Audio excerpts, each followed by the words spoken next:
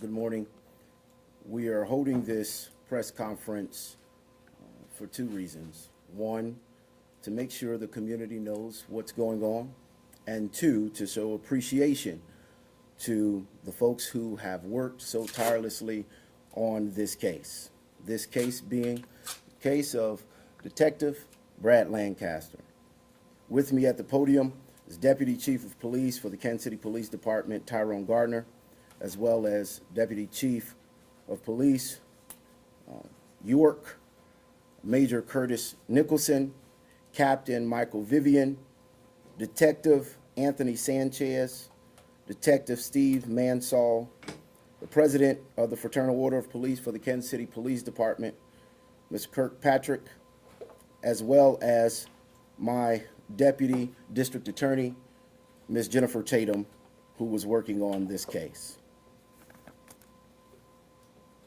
As the District Attorney of Wyandotte County, I wanted to make sure that everyone in Wyandotte County knew that today justice, at least a part of it, a piece of it, was brought to this community and to the family of Detective Brad Lancaster. For the family, the legacy, and the service that Detective Lancaster gave to this community. On behalf of this office, we want to appreciate the many men and women from the Kansas City, Kansas Police Department, as well as to the other police agencies, both here in Wyandotte and outside of Wyandotte County, that worked tirelessly on this case. Today was the sentencing of Curtis Ayers. He was sentenced to life without the possibility of parole, plus 492 months. This is a moment that I would like to take to say thank you, not just to the men and women who worked this case in my office, from the previous administration to the police department, but I want to say thank you to Wyandotte County. I want to say thank you to the state of Kansas, that when this happened, this state came together and people came from all over to support and to show love and to help in any way that they can. And today we say thank you. But I also want to take this opportunity to tell the family, to tell his wife and children, that we will and are continuously praying for you, and we are here for you. But Detective Lancaster should still be here. He should still be here, but for senseless gun violence in our community. He should still be here, but crime in our community took him way too early. As such, he left us all with a duty, with an obligation, not just to law enforcement, but to this community, that this all could have been prevented. The many lives that Detective Lancaster touched, both while living and in his death. As they crowded the courtroom today, the only thing I could think of, what if someone spoke up? What if the mother, the father, the friend, the cousin of this defendant spoke up and said, I have a knucklehead who is roaming the streets of Wyandotte County with guns and drugs? If someone spoke up, just maybe we could have prevented this from happening. And not just this life, but so many others.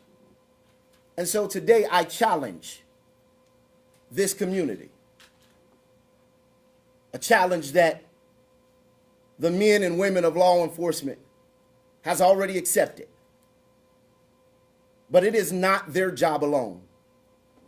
It's not their job alone to fight violence and to fight crime in this community. It is all of ours. So I challenge you not to just speak up, but to stand up and do something. Because if someone would have said something, maybe we could have prevented this tragedy. And it is my hope that moving forward, that we will not have to stand in this position more than we have to again. And that our law enforcement can prevent this from happening, not just for their sake, but for all of our sake. But it takes all of us to make a difference.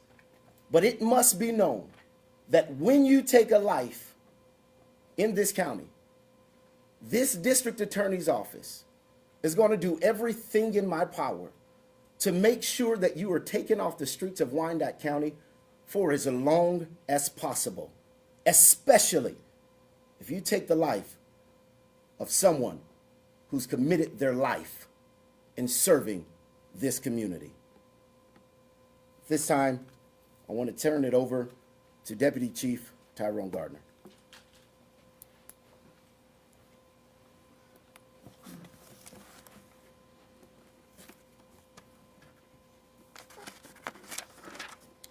Good afternoon. On behalf of Chief Terry Ziegler, I would like to again send my deepest sympathies to the family, the loved ones, and friends of Detective Brad Lancaster.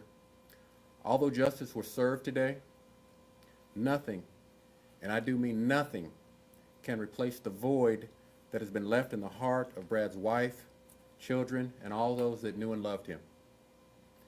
In our society, it is well known that we have a small percentage of misguided individuals that prey on the innocent and victimize the weak or the unsuspecting. Our dedicated men and women in uniform, our prosecutors, our judges, and correctional officers are the tip of the spear in the fight against crime and violence.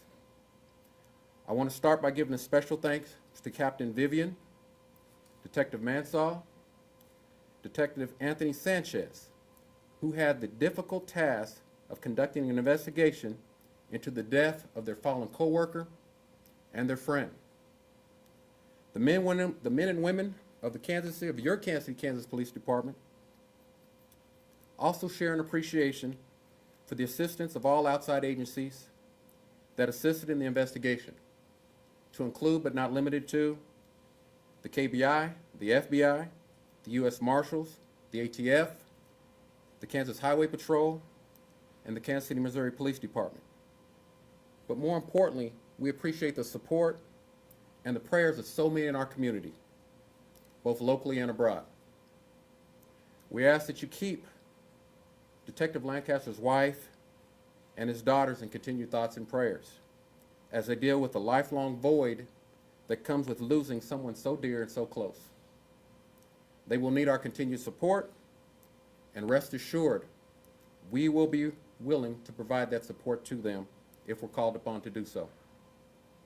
I want everyone to know that Brad will never be forgotten. Never, and I do mean never, will he be forgotten. He will continue to live on in our hearts, our thoughts, and our minds.